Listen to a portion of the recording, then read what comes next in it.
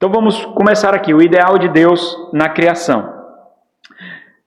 Deus criou o homem conforme a sua imagem e semelhança. Imagem e semelhança são termos intercambiáveis para dizer a mesma coisa. Deus criou o homem conforme a sua imagem e semelhança. Isso descreve a identidade do homem. Então, quando nós vemos lá 1 Coríntios capítulo 11, versículo 7, Paulo diz que o homem é a imagem de Deus.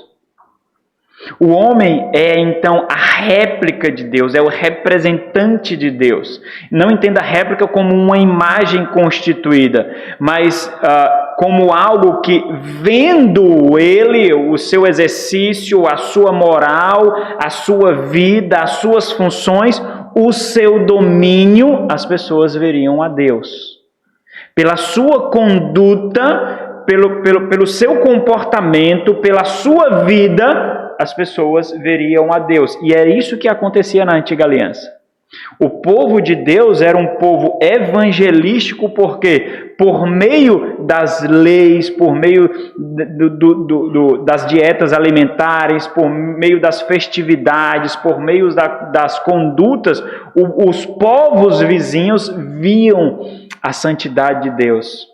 Viam quem era Deus através da vida do povo. Então, o homem é a réplica de Deus, é a representação de Deus, para exercer domínio de Deus na criação, de forma pessoal, inteligente e moral.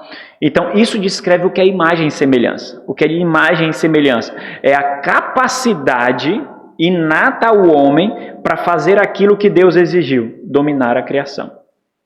Essa capacidade de se relacionar e influenciar de forma inteligente, pessoal e moral. É importante que os irmãos, depois na gravação, os irmãos observem os textos e leiam. Dediquem um tempinho para vocês aprofundarem aquilo que vocês estão vendo. À medida que vocês lerem os textos bíblicos, que foram bem selecionados mesmo, os irmãos vão aprofundar mais, tá bom? A criação do homem consistiu em fazê-lo ser desejante de Deus. E isso é importante, irmãos. Por quê? Porque, caso contrário, não faria sentido Deus colocar a sua vontade inata no homem. Não faria sentido, porque Deus colocou a vontade dele no homem. Um conceito de moralidade, um conceito adequado de justiça, um conceito adequado de conduta, para que ele tivesse relacionamento íntimo com Deus. Então, quando Deus criou o homem, Deus o fez ser desejante, mas não desejante de qualquer coisa, de ninguém, desejante dele. E esse desejo corresponde justamente aos meios através dos quais ele podia se achegar a Deus.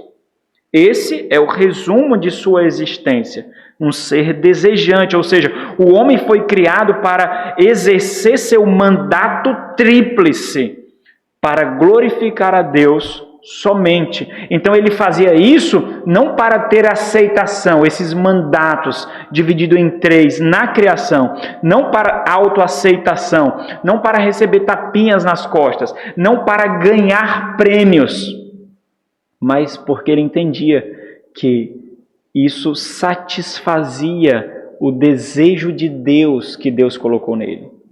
Olha como é difícil a gente recuperar isso naquilo que nós fazemos. Paulo não fala isso? 1 Coríntios 10, 31, quer comais, quer bebais, ou façais qualquer coisa, faça para quem? Para a glória de Deus. É isso. Observa, tudo retorna para a criação, irmãos. Tudo. Então, o homem glorificaria a Deus exercendo piedosamente os mandatos da aliança da criação. Então, esse mandato tríplice é chamado de mandatos da aliança da criação. Quais são eles? Mandato cultural, que significa o domínio sobre a terra, que inclui os animais. O mandato social, que significa o relacionamento com o seu semelhante, que aqui inclui o cônjuge. E o mandato espiritual, é o relacionamento com o Criador. E esse mandato espiritual, que é o relacionamento com o Criador, ele é o norteador dos demais, dos outros 2 mandatos. Cultural, dominar sobre a criação, e social. Observa como isso se corrompe hoje, irmãos. Isso é corrompido com muita facilidade. O mandato cultural diz respeito a não sermos governados pela criação, mas nós subjugarmos a criação para governá-la. As pessoas hoje valorizam mais uma árvore do que uma vida. As pessoas hoje valorizam mais um cachorro ou um gato do que um filho. Olha a subversão aqui. Isso é uma consequência natural da queda. O grande problema é que a deficiência de conhecimento bíblico dos crentes não os faz perceber isso. Uma determinada vez eu convidei um casal de Fortaleza para vir a Russas e estava programado para ele vir junto com outros casais para passar um final de semana lá em casa e de repente só veio um casal, o outro casal não veio. E então eu questionei ele por que ele não tinha vindo, né? Ele disse, mas é porque não tem ninguém para ficar com um cachorro, cara. Eu disse, cara, tu está invertendo o negócio. É para a gente dominar a criação, não é para eles dominar a gente, não. Quer dizer que tu tem um bicho e tu é privado da tua vida por causa de um bicho, meu irmão. Sério? Estou falando de um crente aqui, irmãos. Então, olha como isso toca a nossa experiência de vida da forma mais comum possível. Onde as pessoas defendem uma baleia enquanto abortam bebês. Olha a subversão aqui de valores. Então, o que foi que a queda fez? Corrompeu os mandatos. Agora o homem, ele exerce mandatos segundo a sua percepção, mas não para glorificar a Deus. Para conquista, para aceitação. Para que o homem cumprisse a vontade de Deus, que seria exercido nos mandatos, cumprisse a vontade de Deus, como parte da imagem e semelhança de Deus, o homem foi criado com a lei moral gravada em seu coração. Observe o que eu estou fazendo. Estou fazendo aqui uma leitura pactual do ideal de Deus na revelação. Como essas leis morais, como impressões digitais do seu Criador, um código de ética, um código espiritual interior provenientes da lei da criação. Lembra lá, quando eu me referi à lei da criação como parêntese da lei moral, eu estou dizendo que a lei moral é parte da lei da criação, não dizendo que a lei moral é a lei da criação, porque a lei da criação também tem as leis naturais, que é a lei da gravidade, essas outras leis que regem o mundo. É a lei que dá limite aos mares, são essas leis, certo? Através dessa lei interior, que é conhecida como lei moral, parte da lei da criação, Deus foi conhecer a sua vontade. Se os irmãos pegarem isso, os irmãos vão entender que a vontade de Deus está ligada à imutabilidade de Deus. Deus não muda.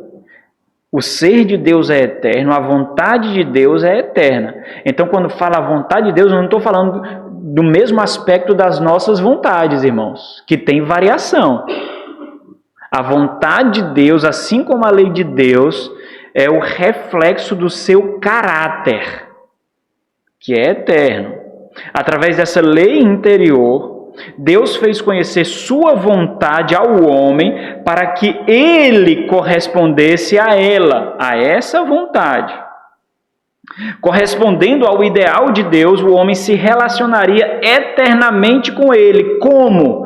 Ao receber acesso à árvore da vida, como resultado da sua obediência, que equivale a corresponder à sua lei interior. Como ele obedeceria a Deus para ter acesso à árvore da vida? Não subvertendo essa lei interior. Quando isso aconteceu, o que foi que ele percebeu? Ele não teve mais paz com Deus, ele teve vergonha de Deus, ele se escondeu de Deus. Por quê? Porque ele contrariou. Aquela lei que dava acesso a ele, a Deus, que dava paz entre ele e Deus, agora o acusa. Nós percebemos que estamos nus. Agora o acusa. Então, observa aqui. Quando a lei é um peso, quando nós estamos em pecado. Quando estamos em pecado, a lei acusa, a lei oprime, quando nós estamos agindo ilegalmente. Por quê? Porque se ela nos desse paz quando nós estivéssemos em pecado, ela não cumpriria a sua vontade santa e perfeita de nos levar para aquele que nos dá perdão. Gerando assim uma semente piedosa que deveria ser a sua obrigação, a sua função. A obrigação de Adão, então, era gerar uma semente piedosa. Contudo, o homem não correspondeu ao ideal de Deus na criação e ele foi removido do jardim e então removido do seu acesso à árvore da vida. E ele tomou as consequências de não corresponder ao ideal de Deus na criação. Esse aqui é o primeiro Adão. Viria outro Adão que corresponderia ao ideal de Deus. Ok? Terminamos essa parte.